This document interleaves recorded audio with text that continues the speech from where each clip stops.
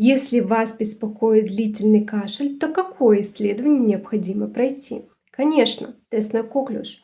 Коклюш– это инфекционное заболевание, которое вызвано бактерией Bordetella pertussis. Маленьким детям в обязательном порядке проводится вакцинация, однако с возрастом иммунитет снижается. В связи с этим взрослые люди также могут заболеть, но болезнь протекает в более легкой форме в сравнении с детьми, для которых эта инфекция может стать смертельной. У детей мы часто можем увидеть мучительный приступообразный кашель,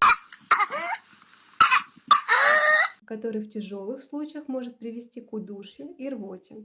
Как же выявить данное заболевание? Если кашель длится не более 4 недель, то ПЦР-диагностика будет более предпочтительной.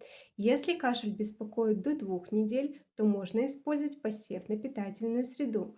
Делитесь этим видео с друзьями и пишите комментарии, если было полезно.